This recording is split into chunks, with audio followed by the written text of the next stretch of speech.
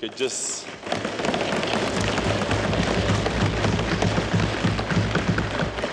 جذبے میں انہوں نے یہ بجٹ پاس کروایا، میں الائز کا بھی شکریہ ادا کرنا چاہتا ہوں کہ بڑی اسپیکولیشن تھی کہ کچھ بھی ہو سکتا ہے۔ بجٹ سے ایک رات پہلے کوئی ٹی وی اگر دیکھ رہا ہوتا تو سمجھتا کہ حکومت کی آخری دن ہے۔ لیکن میں اپنی خواتین کا خاص طور پہ شکریہ ادا کرنا چاہتا ہوں،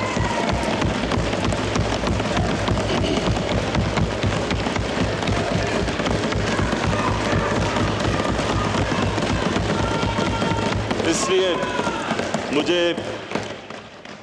مجھے چیف ویپ عامر ڈوگر نے باقاعدہ پوری انفارمیشن دی کہ کس طرح ہماری خواتین نے ساری اسمبلی میں انہوں نے گین کتنا کیا، پہلے سال سے زیادہ انہوں نے سیکھا، ان کی جس طرح کی پرفارمنس رہی اسمبلی میں اور جو امپرومنٹس آئیں، تو میں اس لیے ان کو خاص طور پہ خراج تحسین پیش کرتا ہوں۔ میں اپنی مائنورٹیز ان کا بھی شکریہ ادا کرتا ہوں جس طرح انہوں نے پارٹیسپیٹ کیا ہمارے ساتھ۔ اسپیکر صاحب، میں سب سے پہلے آج پاکستان کے ہیروز کو اکنالج کرنا چاہتا ہوں۔ یہ پاکستان کے ہیروز ہیں جن کے میں نام لینے لگا ہوں۔ سب سے پہلے سب انسپیکٹر شاہد شہید،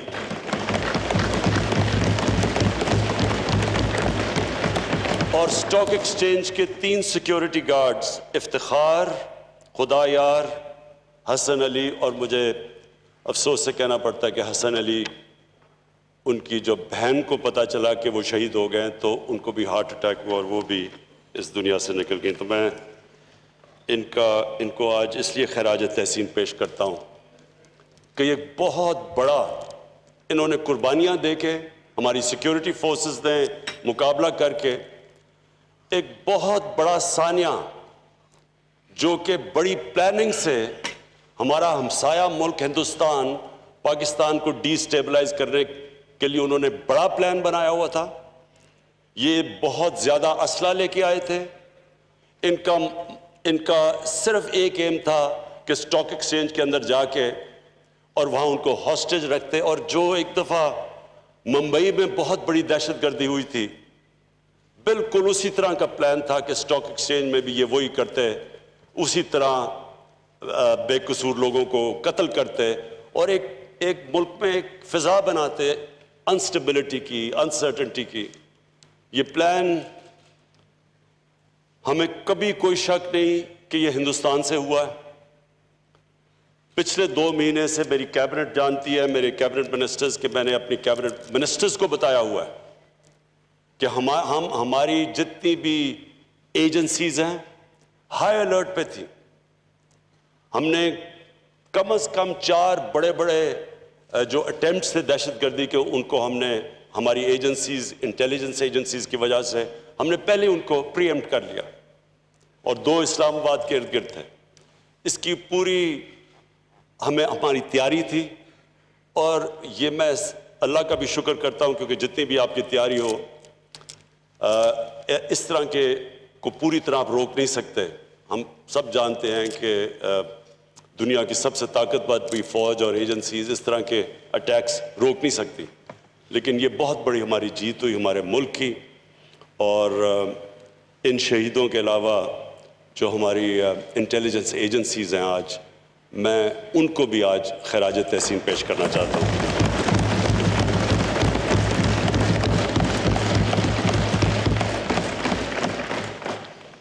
میں اس بجٹ سیشن میں بڑی تقریریں ہوئیں، ہر قسم کی اپوزیشن نے بھی تقریریں کی، اس کے اوپر میں بعد میں آؤں گا۔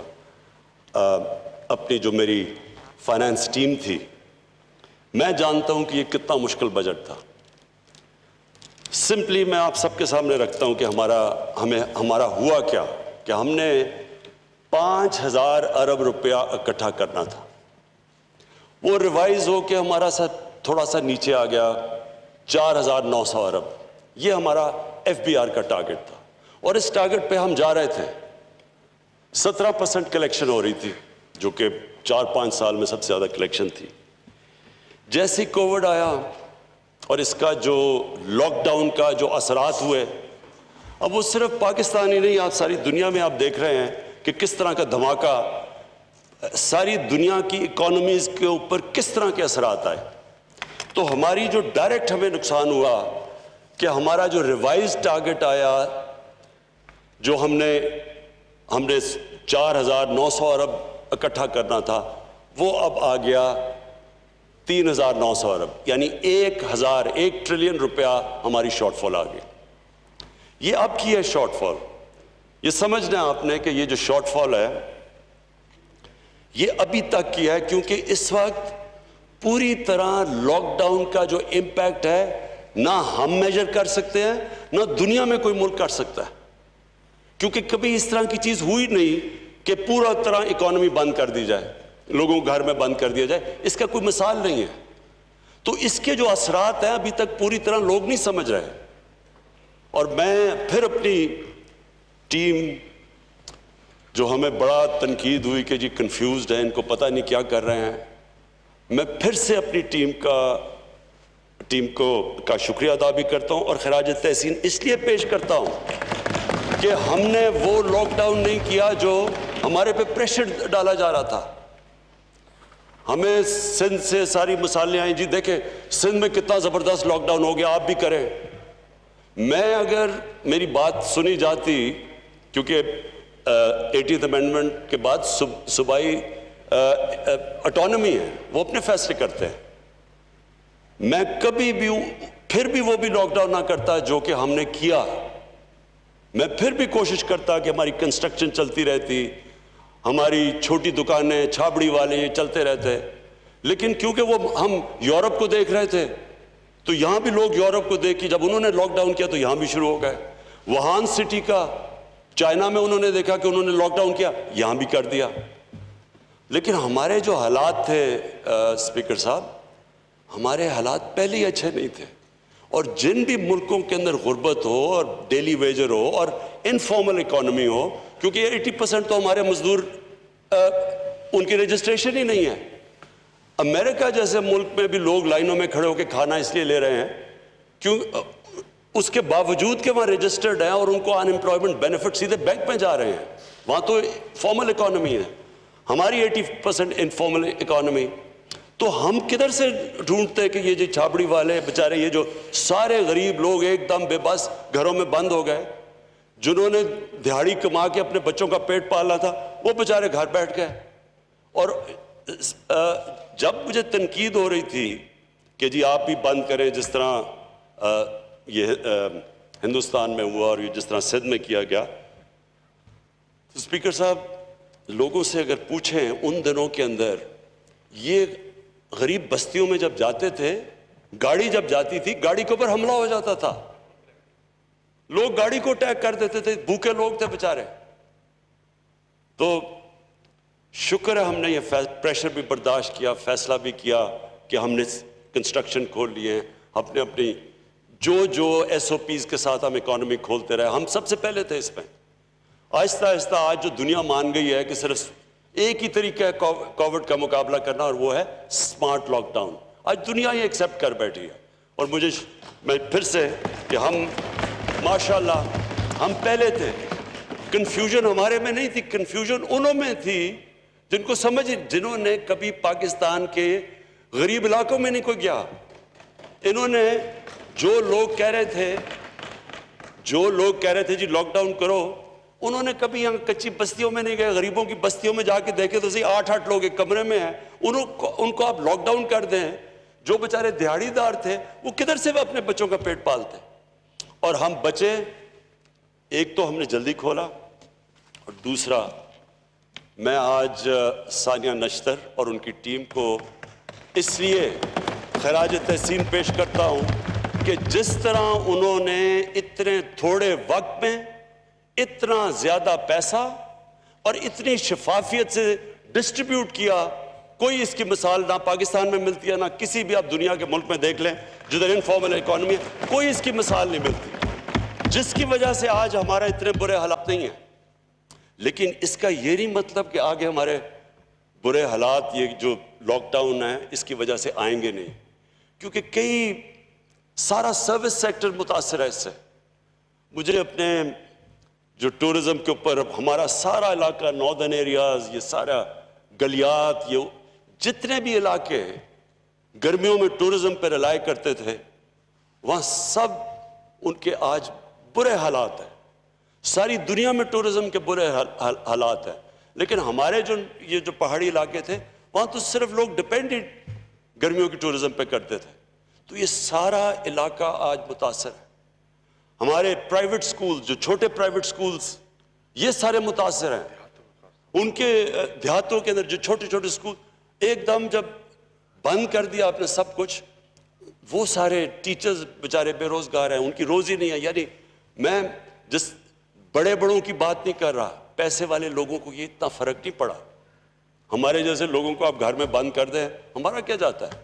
سرکاری نوکر جن کو تنخواہیں مل رہی ہیں ان کو کتنا نقصان ہوگا، لیکن جو محنت کش لوگ بیچارے جو اپنے بچوں کا پیٹ پالتے تھے، ابھی تو وہ ایک تو اس سے بچے ہیں، لیکن ابھی بھی وہ کہتے ہیں نا not out of the woods, ابھی بھی ہم پوری طرح اپنی پارٹی میں گورنمنٹ بیٹھ کے سوچ رہے ہیں کہ ہم مزید اب ان کی کیسے مدد کریں، کیونکہ 12,000 روپے وہ تو خرچ ہو گئے ہوں گے، تو اس کے لیے وہ بھی ابھی ہم پلان کریں۔ لیکن میں کہہ یہ رہا ہوں کہ جب آپ کے پاس وہ حالات ہوں کہ 1,000 ارب روپے کی شارٹ فال آ جائے، اور پھر ایک اکانومی کے بہت بڑا علاقہ جس میں ہر سیکٹر، ریسٹورنٹس ہیں، شادی گاہ ہیں، یہ سارا سروس سیکٹر متاثر، اسمال اینڈ میڈیم انڈسٹری جو بیک بون ہوتی ہے اکانومی کی، ساری دنیا کے اندر اسمال اور میڈیم انڈسٹری اس وقت سب سے بڑی افیکٹڈ ہے۔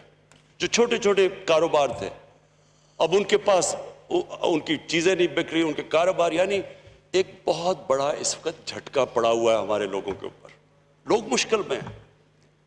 ہم بچ ایسے اس طرح بھی گئے کہ ہم نے اپنے ایگریکلچر سیکٹر کو اس طرح نہیں کیا، اور ملکوں کے اندر تو مہنگائی، یہ کھانے پینے کی چیزیں بہت مہنگی ہو گئی ہیں، گورنمنٹ سبسیڈائز کر رہی ہے۔ کہنے کا مقصد یہ ہے میرا کہ ہمارے پاس اب ایک اور چیلنج ہے آگے۔ چیلنج یہ ہے کہ ہمیں اب پاکستان کو یہ جو اگلے حالات ہیں، جو پھر سے میں کہتا ہوں کہ ابھی ہم نہیں بتا سکتے کہ یہ آگے کب تک ہماری ٹیکس کلیکشن گین کرے گی، کب تک ہمارے یہ جو اتنے زیادہ لوگ متاثر ہیں ان کو ہم نے کیسے ہیلپ کرنا ہے۔ بڑے زبردست پیکیجز ہم نے دیے ہیں، حماد اظہر نے انڈسٹری میں، انہوں نے بڑی محنت کر کے ساروں کنسلٹ کر کے ان کو چھوٹ دی ہے، ان کی مدد کی ہے، لیکن پھر بھی یہ کانسٹنٹ اب چیلنج رہے گا کہ ایک اکانومی جو بری طرح پہلے مشکل سے اوپر آ رہی تھی ایک ریسیشن سے، اس کے لیے ابھی بھی ہمارے اوپر بہت بڑا چیلنج ہے۔ اس چیلنج کے اندر میں ایک چارلز ڈکن کی سیئنگ ہے کہ it was the worst of times and it was the best of times۔ ایک طرح تو worst of times ہے، لیکن اگر ہم نے اس کو best of times بنانا ہے تو وہ جو ہم اب پلان کر رہے ہیں وہ ہمیں کرنا پڑے گا، اور وہ کیا ہے؟ وہ گورنمنٹ کے ادارے جو اس وقت وہ پیسہ جو ہمیں تعلیم اور صحت اور صاف پانی میں اور غریب کسانوں کے اوپر خرچ کرنا چاہیے، ہسپتالوں پہ، وہ پیسہ ایک بہت بڑا اس کا گورنمنٹ کارپوریشنز، یہ جو لاس میکنگ گورنمنٹ کارپوریشنز ہیں، ان میں جا رہا ہے، جس میں پاور سیکٹر ایک سب سے بڑا اس ملک کے اوپر عذاب بنا ہوا ہے۔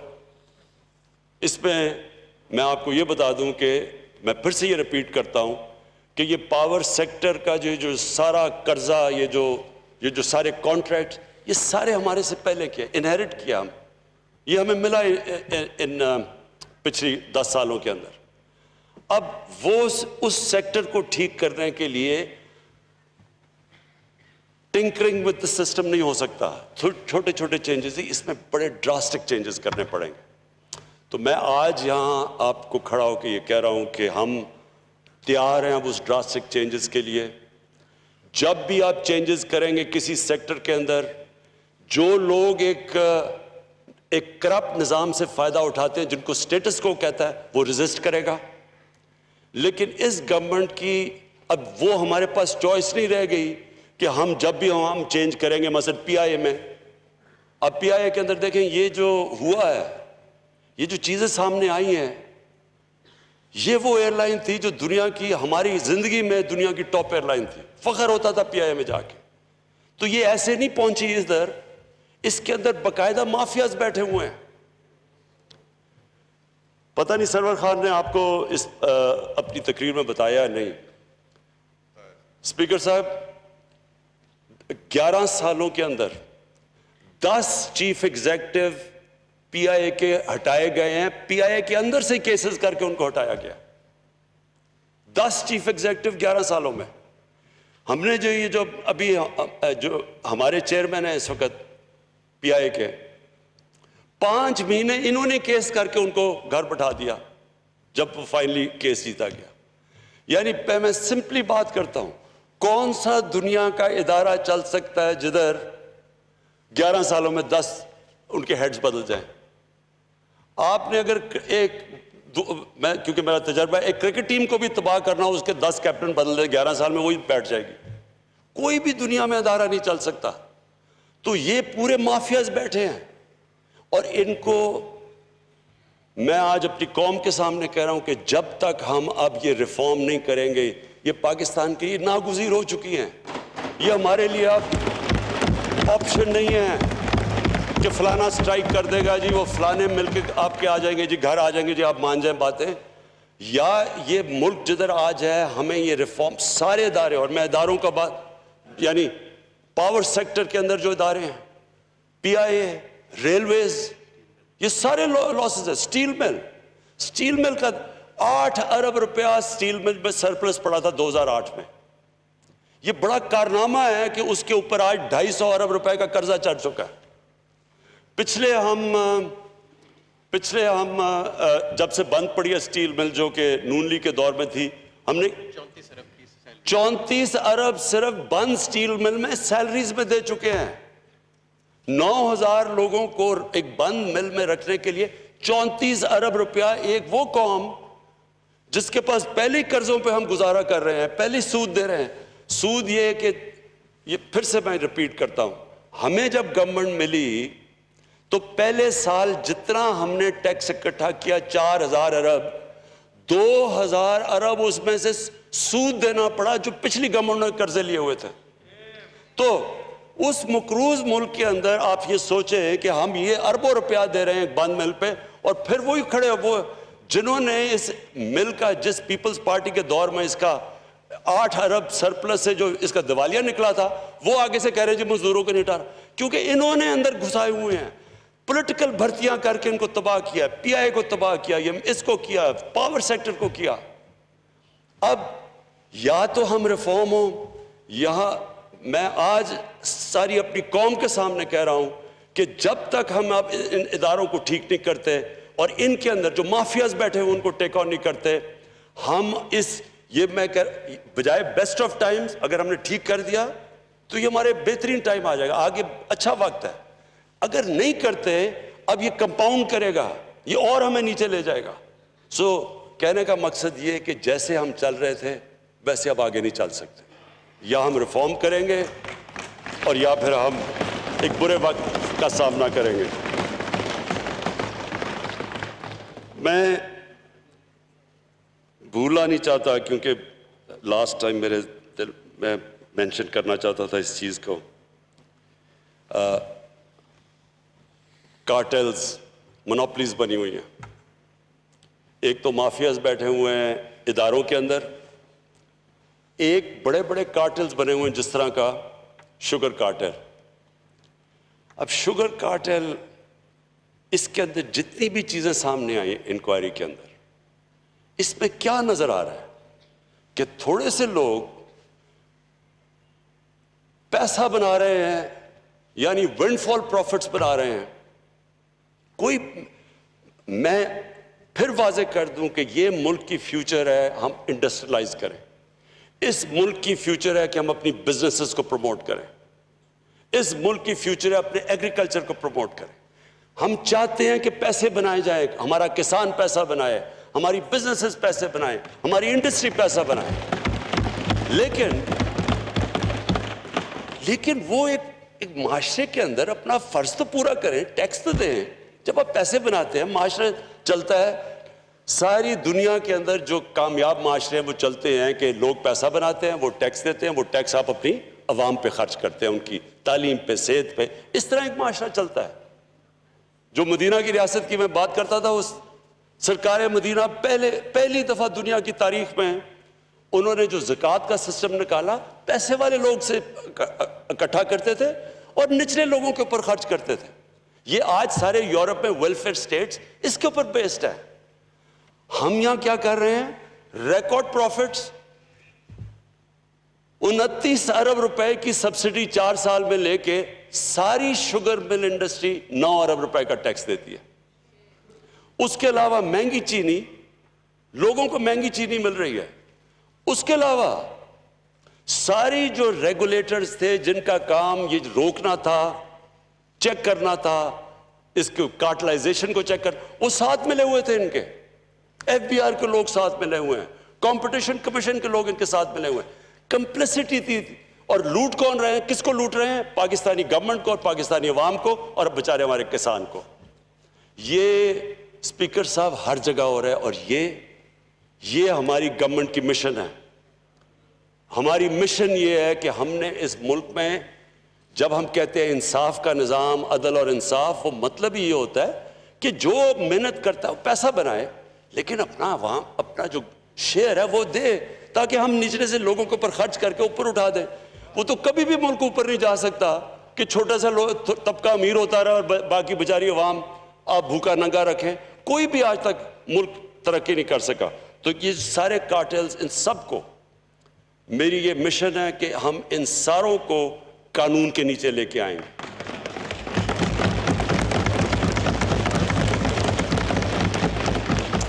یہ سارے جتنے بھی بڑے بڑی مونوپلیز, کارٹلز, مافیاز, یہ کبھی بھی نہیں چل سکتے تھے جب تک ان کو گورنمنٹس ان کو پیٹرنائز نہ کرتی, حکومتیں ان کو پیٹرنائز کرتی تھی. یہ جو شوگر مل مافیا, یہ جو ساری شوگر مافیا ہے, کون اس میں بیٹھے ہوئے اوپر؟ میں بھی سوچوں کہ آصف زرداری کی بھی شوگر ملز ہیں, نواز شریف کی بھی شوگر مل ہے. بھئی آپ کی شوگر ملز ہیں کیوں؟ جب آپ غور سے جب پتہ چلتا ہے تو کیوں شوگر مل ہے؟ بلیک کا پیسہ وائٹ کرنے کے لیے شوگر ملز بنی ہوئی. تو یہ ایک جگہ نہیں ہے اسپیکر صاحب, یہ ہر جگہ ہے. ہم آہستہ آہستہ پہنچ رہے ہیں. ہم نے یہ جو انکوائریز کی ہیں, یہ ہم ہر جگہ انکوائریز کریں گے. ہم نے ہر جگہ یہ جو لوگ اس ملک کو ایکسپلائٹ کرتے ہیں, ان کے پیچھے جائیں گے. اور جو میں اپنی قوم سے میں جو وعدہ کر کے آیا تھا, میری قوم سے یہ وعدہ تھا کہ ہم نے اپنے جو ہماری ویژن ہے وہ مدینہ کی ریاست ہے. میں ایکسپلین کرتا ہوں. یہاں ایکٹنگ اپوزیشن لیڈر نے طنز کیا, اس سے مجھے باقی چیزیں تو میں مائنڈ نہیں کرتا ان کی, کیونکہ وہ بڑی اچھی وہ سیئنگ ہے کہ it's not what is said, who says it. کیا کون بات کر رہا ہے؟ تو جو یہ لوگ ہیں ان کی تو مجھے باتوں کا اس لیے فرق نہیں پڑتا, کیونکہ مجھے تو ان کا سارا اگلا پچھلا پتہ ہے. لیکن وہ ایک میری بڑی اچھی تھیوری ہے اس طرح کے لوگوں کے لیے, مائنڈ اوور میٹر. کیونکہ میں مائنڈ نہیں کرتا, یہ کیونکہ یہ میٹر نہیں کرتا ہے, اس لیے مجھے اس کی فکر نہیں ہے. لیکن اس نے جو طنز کیا, بڑا عاشق رسول بن گیا. دیکھیں یہی آدمی, یہ فارن منسٹر تھا, یہ جاتے ہیں واشنگٹن, وہاں ایشیا سوسائٹی کو وہ انٹرویو کر رہے تھے. وہ ایشیا سوسائٹی والا ان سے پوچھتا ہے کہ آپ میں پی ایم ایل این میں اور پی ٹی آئی میں فرق کیا ہے؟ بڑے اپنا سوٹ شوٹ پہن کے بتا کے کہ ہم لبرل ہیں اور یہ دینی جماعت کے ساتھ ہیں, یعنی ہم پی ٹی آئی دینی جماعتوں کے ساتھ ہے اور یہ لبرل ہے. یہ لبرل ہیں لیکن صرف ایک طرح، یہ لبرلی کرپٹ ہے. مجھے فکر صاحب میں کیونکہ میں مغربی کلچر کو ان سب سے بہتر جانتا ہوں، میرا کرکٹ کی وجہ سے ٹائم گزرا ہے، میں آج آپ کو اس اسمبلی کے فلور پہ کہنا چاہتا ہوں، جتنا نقصان اس ملک کی لیڈرشپ نے پاکستان کو پہنچایا ہے، ہمارے امیج کو کوئی دشمن نہیں پہنچا سکتا تھا. یہ کیا کرتے ہیں؟ میں تب سے سن رہا ہوں، یہ 1988 سے میں یہ سن رہا ہوں، جو جاتا ہے مغرب میں وہ کیا کہتا ہے؟ جناب مجھے بچا لو. امریکنوں کو کہتا ہے کہ مجھے بچا لو، میں آپ کی طرح لبرل اور ماڈریٹ ہوں، باقی یہ سارے یہ ملک میں انتہا پسند ہیں، اگر مجھے نہ بچائے انتہا پسند پاکستان کو ٹیک اوور کر لیں گے. یہ کانسٹنٹلی آپ کوئی اسٹیٹمنٹس ان کو اٹھا کے دیکھیں، یہ سارے وہاں جا کے لبرل بن جاتے ہیں، ماڈریٹ بن جاتے ہیں، کیونکہ ان کا ایمان نہیں ہے.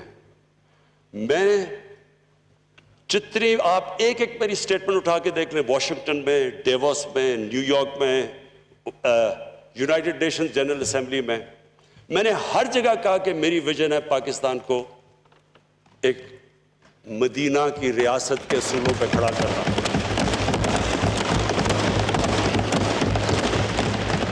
میں نے اسپیکر صاحب جنرل اسمبلی کے اندر باقاعدہ میرے خیال میں پہلی دفعہ کسی نے وہاں یہ بتایا کہ مدینہ کی ریاست کیا تھی، کیسے اس نے خواتین کو، عورتوں کو رائٹس دیے، غلاموں کو آزاد کیا، مائنورٹیز کو ایکول سٹیٹس دیا، برابر کے شہری بنایا. کہ ادھر میں نے بتایا کہ یہودی کیس جیت جاتا ہے، حضرت علی رضی اللہ تعالیٰ ان کا کیا مقام تھا اسلام میں اور کیا ہے، ان سے وہ کیس ہار جاتے ہیں یہودی سے. یہ تھا انصاف کا وہ نظام، یہ ایکوالٹی تھی، یہ رول آف لا تھا. اور وہاں مدینہ کی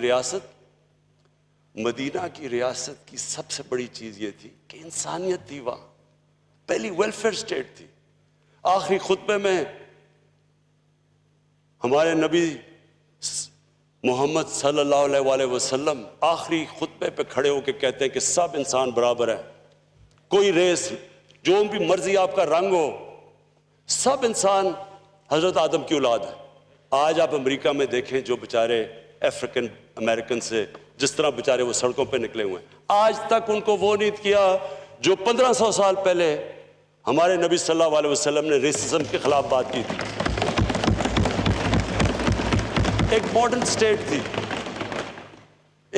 سٹیٹ تھی جو ماڈرن پرنسپلز پہ تھی. اور میں بار بار ایک چیز کہتا ہوں، اللہ نے ہمیں قرآن میں حکم دیا کہ ہمارے نبی صلی اللہ علیہ وسلم کی سنت پہ چلو. وہ کس لیے کہا ہے؟ ہماری بہتری کے لیے. جو انسان ان کی سنت پہ چلے گا وہ آٹومیٹکلی اوپر چلا جائے گا.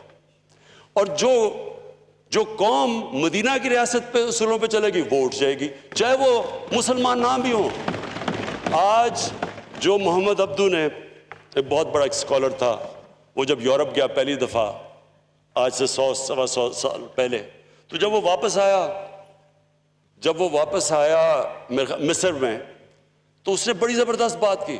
اس نے کہا میں یورپ گیا، وہاں مسلمان نہیں نظر آئے لیکن بڑا اسلام نظر آیا.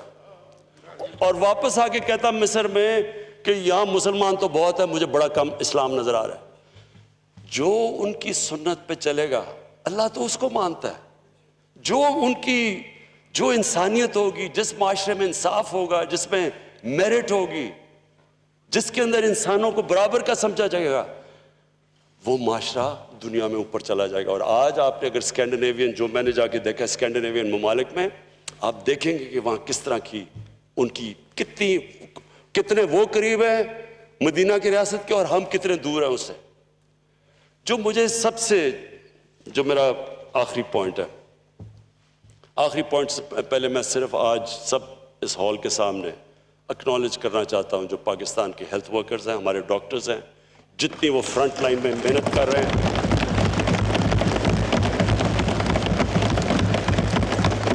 مجھے پتہ ہے وہ کس پریشر میں کام کر رہے ہیں, مجھے یہ پورا احساس ہے.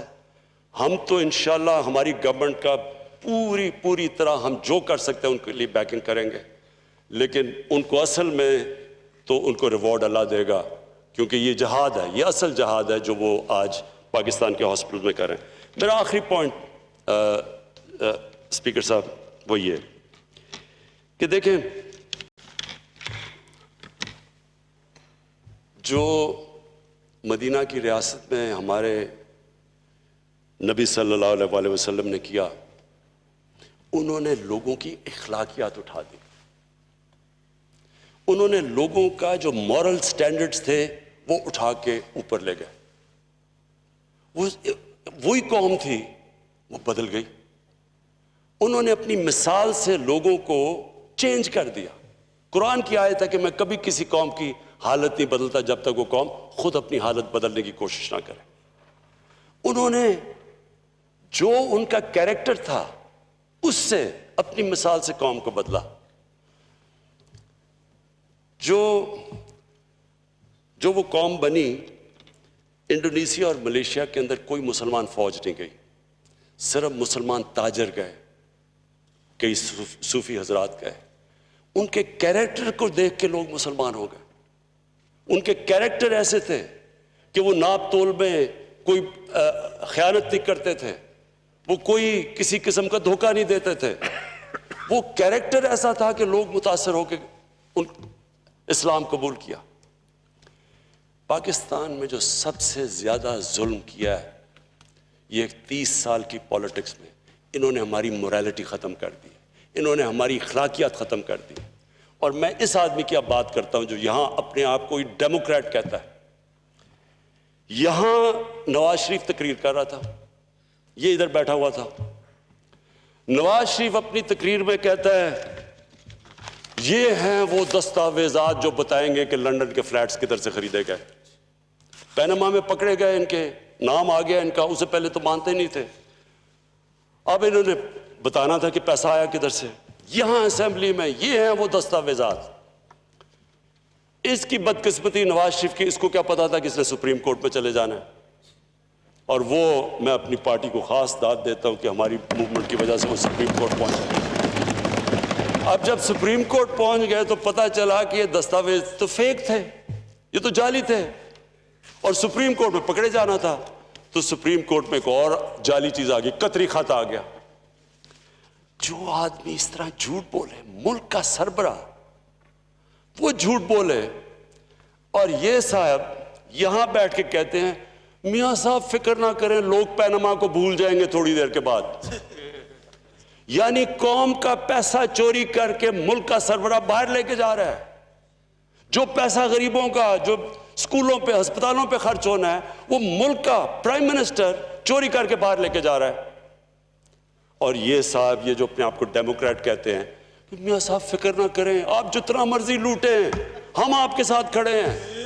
یہ ڈیموکریٹس نہیں ہیں اسپیکر صاحب, ہم ان کو ڈگنیفائی کرتے ہیں, ان کو ڈیموکریٹس کہہ کے. انہوں نے ہماری موریلٹی ختم کر دی ہے اس ملک کی. ان کو آپ, ہم جب اتنی تقریریں سنتے ہیں, وہ لوگ جن کے اوپر کرپشن کے کیسز, جو کرپٹ لوگوں کو ڈیفینڈ کرتے ہیں, وہ کنوکٹ ہو گیا پاکستان کے سپریم کورٹ سے. یہ کہتا ہے جی میرا وہ لیڈر ہے. تو یہ بچے جو ہمارے دیکھ رہے ہوں گے ان کو کیا کوئی اچھے اور برے کی تمیز نہیں پتہ چلے گی. وہ مولانا رومی کی سیئنگ ہے کہ قوم مرتی تب ہے جب وہ اچھے اور برے کی تمیز ختم کرتی ہے. جب مورلی یہ قوم جب مرتی ہے, قوم مر جاتی ہے. وہ تماشے دیکھیں, کسی کے وہ فیک اکاؤنٹس ہے, ویان علی کا اور ادھر بلاول کے صاحب کا ایک ہی فیک اکاؤنٹ سے پیسے, میں جواب دہ ہی نہیں ہوں. وہ نیب میں بلاؤ, میں جاتا ہی نہیں ہوں.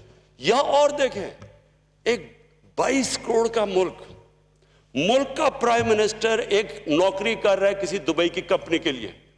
یہ کبھی جمہوریت میں تو خیر یہ تصور ہے ہی نہیں, کسی بنانا ریپبلک میں بھی مجھے اس کی مثال دے دیں. اور وہ جو کہہ رہے ہیں کہ میرا لیڈر ہے, وہ ملک کا defence minister, foreign minister, water and park minister, وہ دبئی کی 5 سال دبئی کی کمپنی سے 15-20 لاکھ روپیہ لے رہا ہے مہینے کی تنخواہ. اس کا کوئی تصور ہے؟ یعنی میں میں کسی بھی ڈیموکریسی کے اندر یہ کچھ سوچ بھی نہیں سکتا کہ یہ ایک ملک سے ہو سکتا ہے. کوئی دیتا ہے کسی کو, اچھا اگلی بات, کوئی کسی کو 5 سال 15-20 لاکھ روپیہ دیتا ہے مہینے کی تنخواہ. وہ تنخواہ نہیں مل رہی تھی, وہ کوئی اور چیز مل رہی تھی. اور یہ ہے مسئلہ ان کا مسئلہ یہ ہے کہ جلدی سے کسی طرح گورنمنٹ چلی جائے. پہلے دن سے نہ انہوں نے مجھے تقریر کرنے دی, پہلے دن سے جی گورنمنٹ فیل ہو گئی. پہلے تو ایک گھر کو آپ مقروض کر دیں, اس کے اوپر قرضے چڑھا دیں, بجلی کے بل اس کے اوپر قرضے چڑھ جائیں, اس کے گیس کے بل چڑھ جائیں, وہ گھر بالکل کنگال کر کے, اور پھر وہ گھر والے آپ کو نکال دیں, اور آپ گھر والوں سے جواب مانگیں جی بتائیں آپ نے گھر کیسے کنگال کیا. پہلے دن سے شروع ہو گئی جی گورنمنٹ فیل ہو گئی ہے. گورنمنٹ جب یہ 10 سال دونوں حکومت کر رہے تھے تب ان کو نہیں پتا چل رہا تھا کہ جب 6 ٹریلین سے ملک کا قرضہ 30 ٹریلین پہ جا رہا تھا تب انہوں نے نہیں کبھی کہا کہ گورنمنٹ فیل ہو رہی ہے, کہ ہم گرانا چاہیے جی گورنمنٹ کو. تب تو اکٹھے ہو جاتے تھے بچانے کے لیے ایک دوسرے کو. ابھی گورنمنٹ کو 20 بھی نہ ہوئے, پہلے دن سے جی فیل ہو گئی. وہ کبھی وہ کنٹینر پہ سارے چڑھ جاتے ہیں, کبھی کچھ. ان کے اندر کامن کیا ہے؟ کوئی اپنے آپ کو لبرل کہتا ہے, کوئی کہتا ہے دینی ہے, کوئی کچھ ہے. خیر نون لیگ کا تو کچھ بھی ہو سکتا ہے, کبھی جہادی بھی بن جائیں گے, کبھی جہادیوں سے بھی پیسے لے لیں گے, اور کبھی انگلینڈ امریکہ میں لبرل بھی بن جائیں گے. ان کا کوئی دین ایمان تو ہے ہی نہیں. یہ اکٹھے ایک ہی پوائنٹ پہ ہیں. اسپیکر صاحب ان کو ڈر لگا ہوا ہے, ان کو ڈر لگا ہوا ہے. جس طرح ابھی ہمیں دبئی سے چیزیں مل رہی ہیں کہ تنخواہ کیوں مل رہی تھی, ان کو پتہ ہے کہ ہمیں چیزیں مل رہی ہیں. ان کو سب کو ڈر لگا ہوا ہے کہ جتنی دیر یہ گورنمنٹ رہے گی ان کے ساری جو چیزیں جو انہوں نے یہ جو قرضہ چڑھایا تھا 30,000 ارب کا, یہ ان کو پتہ ہے کہ ہمیں چیزیں مل رہی ہیں. اس لیے جلدی میں ہے کسی طرح گورنمنٹ چلی جائے, کسی طرح ان کی چوری بچ جائے. تو میں کنکلوژن میں صرف جو میں اپنی ساری پارٹی کو اس دن کہہ رہا تھا, میں نے یہ جب کہا کہ میں نے یہ نہیں کہا کہ ہماری گورنمنٹ نہیں جانے والی, یا میں نے یہ نہیں کہا جس طرح کبھی کو کہ جی کرسی بڑی مضبوط ہے. کوئی مضبوط نہیں ہوتا, اللہ کے اوپر ہوتا ہے. آپ آج ہیں کل نہیں ہیں.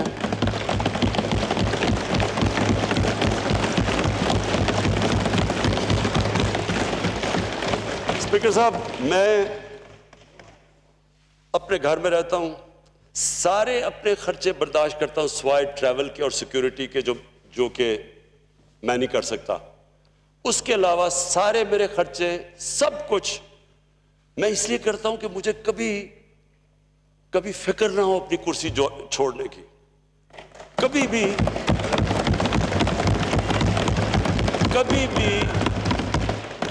بھی مجھے اپنے اصولوں پہ اور نظریے پہ کمپرومائز نہ کرنا پڑے. جب بھی مجھے کہا گیا کہ جو ہو یہ چینی ماں یہ تو مشرف نہیں کر سکا تو یہ تو آپ کو گرا دیں گے, یا بھی پی آئی کی جی رپورٹ دبا دیں.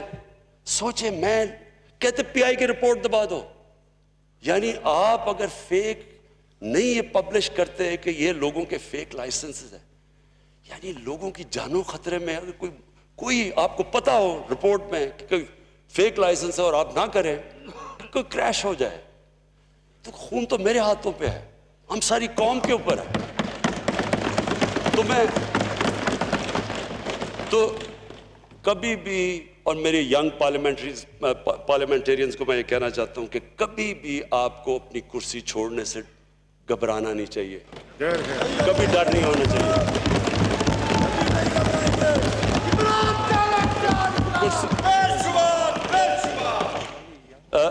کرسی آنے جانے کی چیز ہے, لیکن جو آپ کو کبھی چھوڑنا نہیں چاہیے وہ ہے آپ کا نظریہ. جب تک اسپیکر صاحب جب تک ہم اپنے نظریے پہ کھڑے رہیں گے اونچ نیچ آئے گی. اور پلیز یہ میری بات سب میں اپنی پارٹی کو کہہ رہا ہوں, یہ یاد رکھیں, اونچ نیچ زندگی کا حصہ ہے. جتنی بڑی آپ کی سٹرگل اتنی آپ کی اونچ نیچ. کوئی آج تک دنیا میں کسی نے بڑا کام نہیں کیا جو اوپر جا کے نیچے نہیں گرا, پھر کھڑا ہوا, پھر نیچے نہیں گرا. یعنی سٹرگل کے بغیر آج تک کسی نے دنیا میں کوئی کام نہیں کیا. جب آپ سٹرگل کے بغیر ایک پارٹی کا چیئرمین آپ کو بنا دیتے ہیں تو آپ کہتے ہیں پھر جب بارش آتا ہے تو پانی آتا ہے. یعنی آپ نے کبھی سٹرگل ہی نہیں کی. آپ لاک ڈاؤن کہہ رہے ہیں, یہی نہیں پتا کہ بیچارے غریب بستیوں میں لوگ رہتے کیسے, کیونکہ آپ کو پتہ ہی نہیں ہے. لیڈرشپ ایک سٹرگل کا نام ہے, ایک سٹرگل لیڈر کو بناتا ہے. مشکل وقت لیڈر کا تو سب سے بڑا ٹیسٹ ہی ہوتا ہے مشکل وقت میں, اور وہ مشکل وقت میں تب کھڑا ہوتا ہے جب اس کو سٹرگل کرنی آتی ہے, وہ گھبراتا نہیں ہے. تو یہ جو ہمارا ملک جدھر آج کھڑا ہے, اسپیکر صاحب, یہ میں آج آپ سب کے سامنے کہوں کہ پھر سے میں ریپیٹ کرتا ہوں, کئی طرح یہ ہماری تاریخ کا سب سے مشکل وقت ہے, اور کئی طرح انشاءاللہ یہ اگر ہم یہ جو ریفارمز میں نے آپ کو کہہ دیں, جو ہمارا پورا پروگرام بن گیا ہے کنسٹرکشن انڈسٹری کے اوپر, میں خود سارا, میں اب پورا میرے آفس سے ساری کنسٹرکشن انڈسٹری کو ہم اس لیے چلا رہے ہیں, جو میں خود مانیٹر کر رہا ہوں, کہ اسی سے ہمارے لوگوں کو نوکریاں ملیں گی. جب تک ہمارا ایک ینگ پاپولیشن ہے ان کو ہم نے نوکریاں دینی ہے, وہ کنسٹرکشن سے ملے گی, ایگریکلچر کو پوری ہم مدد کر رہے ہیں, اور پھر تیسری انڈسٹری, کہ انڈسٹری اور خاص طور پہ اسمال اور میڈیم, ان کی پوری کوشش کریں گے ان کو چلانے کے لیے. لیکن یہ ہمیں سمجھ آنا چاہیے کہ یہ جو اللہ نے ہمیں ملک دیا ہے, جو اللہ نے تحفہ دیا پاکستان کا, یہ تحفہ ہے. میں جتنا یہ 22 مہینے میں دیکھا ہے, اللہ نے اتنی نعمتیں ہمیں بخشی ہیں. ہماری کوتاہی ہے کہ ہم نے جو اللہ کی نعمتوں کی قدر نہیں کی. جو چیز آپ جگہ اٹھائیں, آپ دیکھیں کہ پاکستان کو اللہ نے وہ بخشی ہوئی. میں نے ساری دنیا دیکھی ہے, سوئٹزرلینڈ چلے جائیں, کہتے جی نیوزی لینڈ $50,000, سنگاپور چلے جائیں, کیسے وہ کوئی ملک مقابلہ کر سکتا ہے اس ملک کا جس کو اللہ نے کیا آپ نام لیں اور اللہ نے پاکستان کو دیا ہوا ہے. اور سب سے بڑا جو ہمارا اسٹریٹجک لوکیشن اب ہے, ہمارا جو لوکیشن ہے, اور پھر چائنا کے ساتھ جو ہمارے تعلقات ہیں, میں آج آپ سب کے سامنے کہہ رہا ہوں کہ جو ہمارا اس وقت اسٹریٹجک ریلیشن چائنا کے ساتھ ہے, یہ انشاءاللہ ہم نے اپنی یہ ریفارمز کر دیں, اپنا ہاؤس ان آرڈر کر دیا, انشاءاللہ یہ وہ ملک بنے گا. میں آج پیشن گوئی آپ کے کر رہا ہوں, یہ مشکل وقت ہے, اس سے نکل کے یہ وہ ملک بنے گا, یہ پھر مثال بن جائے گا ساری ڈیولپنگ ورلڈ کے لیے, جو 1960s میں ہم ایک وقت پہ مثال بنے ہوئے تھے.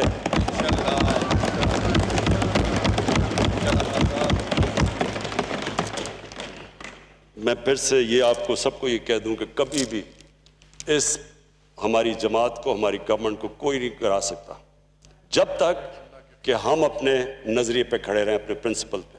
ہم تب نیچے جائیں گے جب یہ جو کہتے ہیں نا, یہ سارا شور مچا ہوا کہ کسی طرح بس 6-7 لوگوں کو عمران خان کہا کہ جی فکر نہ کرو, میں NRO آپ کو دے دیا. جنرل مشرف کی اس گورنمنٹ اتنی بری نہیں تھی, لیکن جو اس نے NRO دیا, اس نے اس ملک کو ادھر کھڑا کیا لا کے. آپ دیکھ لیں, NRO سے پہلے پاکستان کی اکانومی دیکھ لیں, سب کچھ دیکھ لیں, قرضے دیکھ لیں.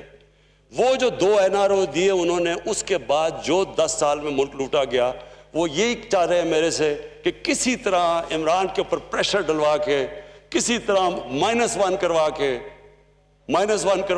یہ بچ جائیں گے. انہیں نہیں پتا کہ یہ -1 ہو بھی گیا تو باقی بھی کوئی ان کو نہیں چھوڑے گا انشاءاللہ. ایک خبر آپ کو دے دوں, شفقت محمود صاحب کی آپ پلیز, شفقت محمود صاحب کی والدہ وفات پائی ہے. میں قادری صاحب سے ریکویسٹ کروں کہ دعا فرمائیں.